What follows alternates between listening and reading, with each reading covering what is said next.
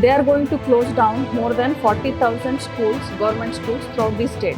What happens when your child's school shuts down overnight and the next one is several kilometers away? No warning, no transport, just a transfer certificate and a longer road ahead. The government's goal is to make India a Viksit nation in the coming decades. But that ambition clearly rests on one critical basic foundation: education.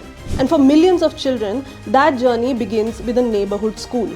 The closure of public schools is not a one-off story. This is happening across India. In Karnataka, the government is planning a major change. Small government schools will be merged into bigger ones. They are being labeled as magnet schools. The idea is to merge 8 to 10 nearby schools into one large central school in every Gram Panchayat. But this plan is facing a lot of resistance from teachers, parents, and student groups. For every Gram Panchayat, there will be one KPS magnet school, and surrounding 3 to 5 kilometers schools, whichever is around, that will be merged. It means that merging means they will be closing down. And it has triggered a bigger question. Is India slowly shutting down its neighborhood schools mandated by the Right to Education Act 2009? Across India, government schools are losing students. In just 3 years, enrollment dropped from 13.62 crores to 12.15 crore.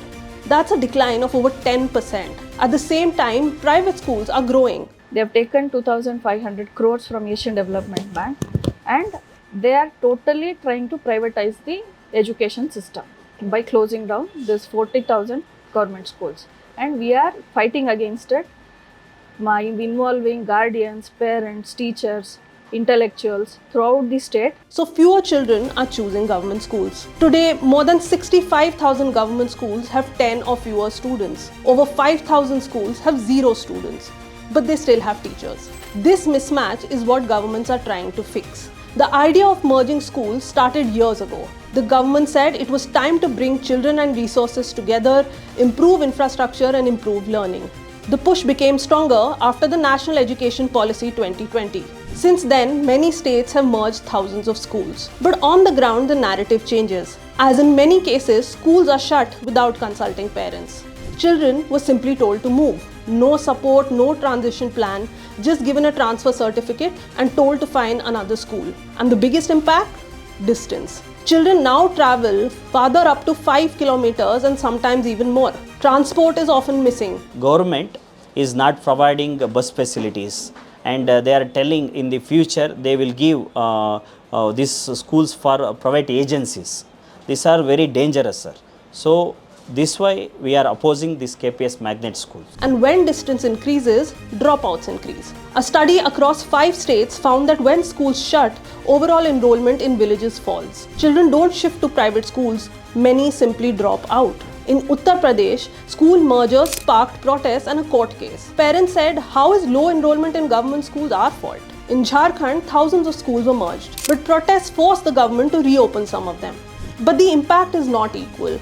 It hits the most vulnerable the hardest: girls, Dalit students, Adivasi communities and rural families. Studies show enrollment drop among scheduled castes is much higher than the average. In some area, it drops by up to 30%. Because many of these communities live in small remote areas, their schools are already small, so they are the first to be shut. For a young child, distance is not just distance, it's safety. Parents hesitate to send girls far from home, and in many cases, girls drop out. Some never return to school. In tribal and remote regions, children simply stop attending because the nearest school is too far. Children with disabilities face even bigger challenges. If the school is far, education becomes inaccessible. There's another impact. Government schools don't just provide education, they provide midday meals, uniforms, and textbooks. When children leave these schools, they lose these benefits too. So the question is, are bigger schools actually improving education? There's actually very little evidence to prove that. Many merged schools still face teacher shortages and poor infrastructure. Learning outcomes remain low. Across India, nearly 15,000 schools have already been merged or shut in the last 5 years. And the process is still ongoing. Because a Viksit Bharat is not just built on bigger schools or better infrastructure. It is built on equal access to education, especially for underprivileged populations. And when that access begins to shrink, the foundation itself starts to weaken. The idea may be efficiency, but the reality is access. When a neighborhood school disappears, education doesn't just shift, For many children, it comes to a grinding halt. So the real question is, in this push for better schools, who is getting left behind?